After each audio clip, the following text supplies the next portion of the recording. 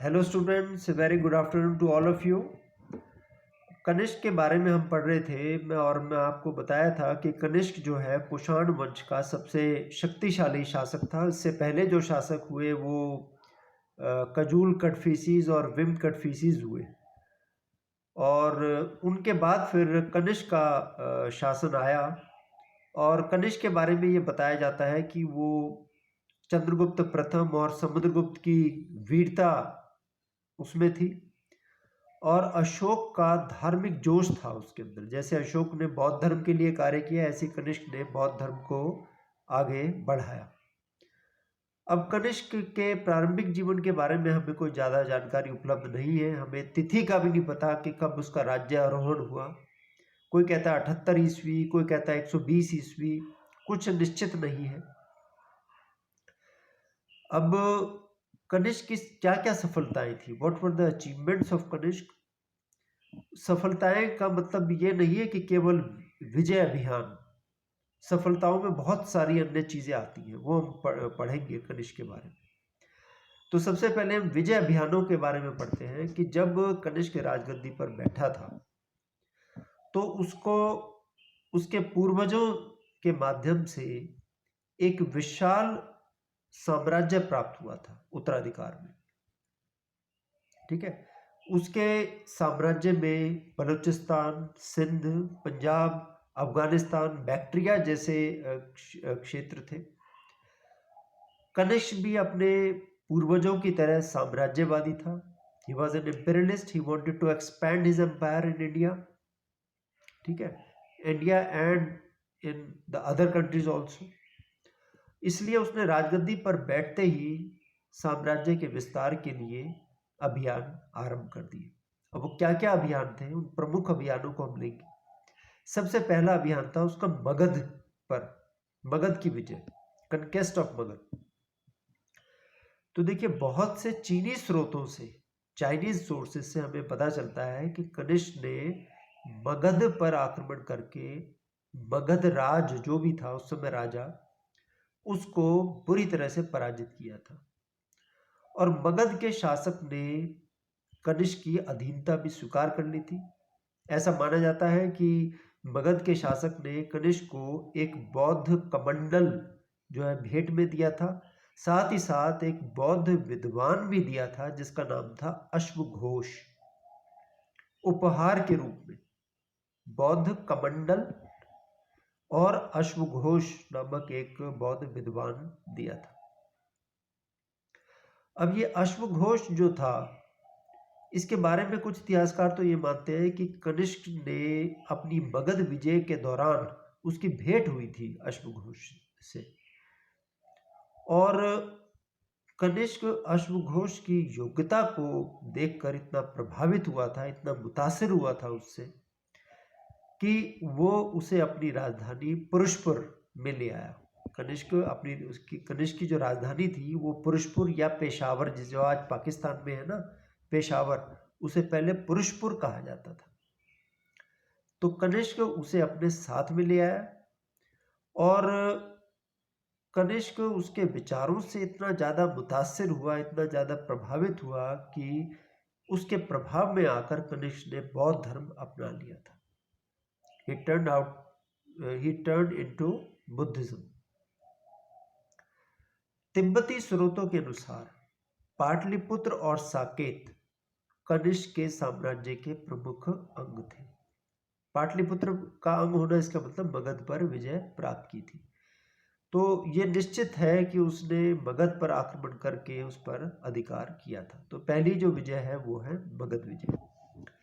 इसके बाद देखिए, ये ऐसा माना जाता है इतिहासकारों द्वारा, और कल्हड़, आपने नाम सुना है, फर्स्ट ईयर में मैंने आपको बताया था, मतलब फर्स्ट सेमेस्टर में,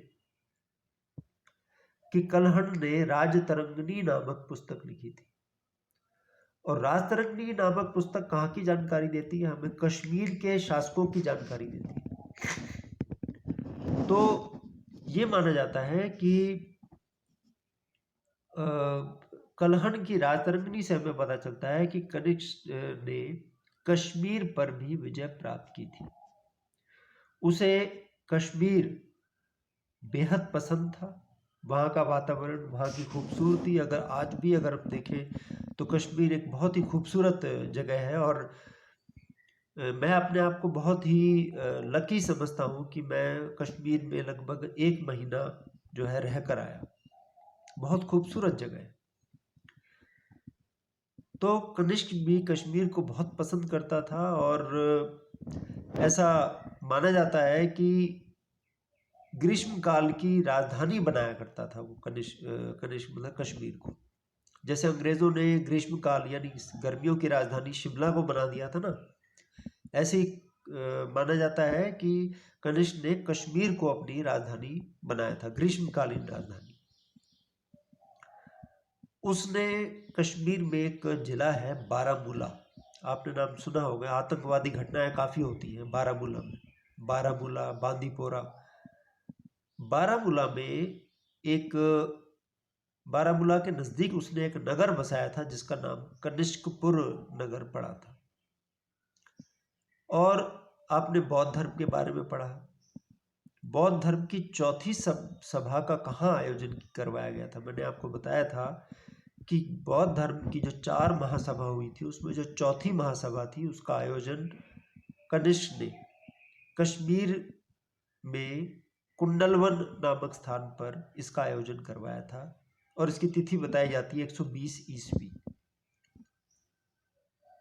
तो इससे हमें पता लगता है कि कनिष्क ने कश्मीर पर विजय प्राप्त की थी। ठीक है, अगला जो हम पॉइंट पढ़ेंगे वो है शक क्षत्रपों की विजय, कनकेस्ट ऑफ शक क्षत्रप्स। तो देखिए, कनिष्क ने पंजाब और मथुरा में निवास करने वाली एक जाति हुआ करती थी जिन्हें शक क्षत्रप कहा जाता था। अपने शासनकाल के 11वें वर्ष में कनिष्क ने इन शक क्षत्रपों को पराजित किया। इसके अतिरिक्त उसने मालवा और उज्जैन पर भी विजय हासिल की, और ये जो पश्चिम के जो क्षत्रप थे, इन्होंने कनिष्क की अधीनता भी स्वीकार कर ली थी। तो मतलब आप देखिए कि पूर्व में उसने अधिकार स्थापित कर लिया, पाटलिपुत्र पर आक्रमण करके उसे अपने अधीन कर लिया, पश्चिम के क्षत्रपों को उसने पराजित कर दिया, इधर कश्मीर, उत्तर में कश्मीर पर उसका अधिकार हो गया। और आप ये देखिए कि बैक्ट्रिया, अफगानिस्तान, बलूचिस्तान, सिंध, पंजाब तो पहले ही उसके अधीन थे, तो उसका साम्राज्य विस्तृत हो गया काफी। अब जैसे मैंने आपको बताया कि Kanishka was a very ambitious ruler, he was a imperialist. तो सबसे महत्वपूर्ण जो उसकी सफलता मानी जाती है वो मानी जाती है चीन की विजय। आप सुन के आश्चर्य कर रहे होंगे कि चीन पर भी विजय प्राप्त कर ली। ऐसा ही था। 3 चीनी प्रांत यानी काशगर, खोतान और यारकंद, ये कनिष्क ने अपने अधीन कर लिए थे। कैसे किए?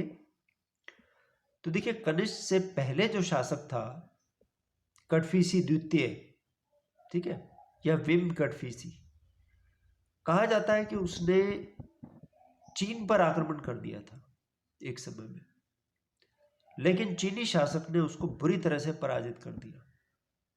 जब उसको पराजित कर दिया तो कटफीसीज ने चीनी सम्राट को प्रतिवर्ष कर देना स्वीकार कर लिया था।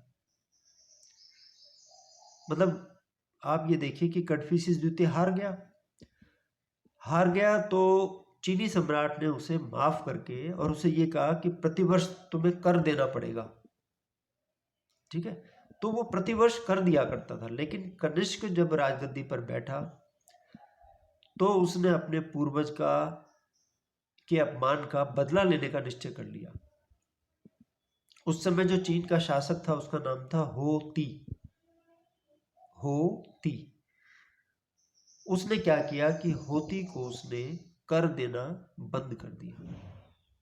यही नहीं बल्कि उसने अपने राजदूत को भेजा और उसे संदेश दिया कि चीनी शासक होती अपनी पुत्री का विवाह कनिष्क के साथ कर दे। तो देखिए, इससे क्रोधित होकर होती ने अपने सेनापति पान चाओ को कनिष्क के राजदूत को पकड़ने का आदेश दे दिया। ये तो बहुत क्रोधित करने वाला जो है वाक्य था। तो इस प्रकार कुषाण वंश के राजदूत को गिरफ्तार करके कारागार में डाल दिया गया। अब कनिष्क भी इस अपमान को सहन नहीं कर सका कि उसने एक राजदूत भेजा एक संदेश लेकर, और उस राजदूत को पकड़ के कारागार में डाल दिया गया है।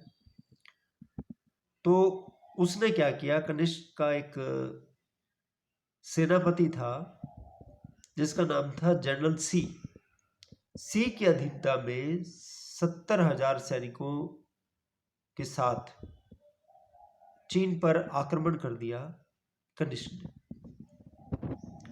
लेकिन उस समय जो चीनी सेनापति था पान चाओ, ही वॉज वेरी पावरफुल। उसने कनिष्क की सेनाओं को मुंह तोड़ जवाब दिया, बुरी तरह से पराजित कर दिया। तो देखिए, इस पराजय के पश्चात कनिष्क हतोत्साहित नहीं हुआ, वो उचित समय की प्रतीक्षा करता रहा। क्या हुआ कि कुछ समय बाद उसके सेनापति यानी चीनी शासक होती के सेनापति पांचाओ की मृत्यु हो गई, और पांचाओ की मृत्यु के बाद पांचियांग जो सेनापति बना वो इतना योग्य नहीं था जितना कि पांचाओ था। अब कनिष्क ने एक बार फिर से चीन पर आक्रमण कर दिया। पांचियांग जो है कनिष्क की सेना का सामना नहीं कर सका, और इस प्रकार कनिष्क ने चीनी शासक को बुरी तरह से पराजित कर दिया, और 3 चीनी प्रांत, ये हम नक्शे में भी देखेंगे, काशगर, खोतान और यारकंद, ये कनिष्क ने चीन से छीनकर अपने साम्राज्य में सम्मिलित कर ली। ये जो विजय थी, ये कनिष्क की एक बहुत ही महान विजय थी। तो अब उसका साम्राज्य आप देखिए कितना विस्तृत हो गया। अगर हम ये माने कि कनिष्क ने 120 ईस्वी में राजगद्दी ग्रहण की, तो 120 से लेकर 162 ईस्वी तक यानी 42 वर्षों तक उसने शासन किया है। अगर हम माने कि 162 ईस्वी में उसकी मृत्यु हुई, उसकी मृत्यु के समय उसका जो साम्राज्य था वो उत्तर में कश्मीर से लेकर पूर्व में बनारस, सारनाथ, पश्चिम में मालवा, बनारस, सारनाथ, पाटलिपुत्र तो है ही, पश्चिम में मालवा तक उसका विस्तृत था साम्राज्य। राजधानी उसकी वही थी, पेशावर या पुरुषपुर, और उसके साम्राज्य में Bactria, Balochistan, Yarkand, Khotan, Kashgar, Mathura के जो क्षेत्र थे ये सम्मिलित थे। बाकी जो अचीवमेंट्स है कनिष्क की वो फिर हम नेक्स्ट क्लास में पढ़ेंगे। Thank you.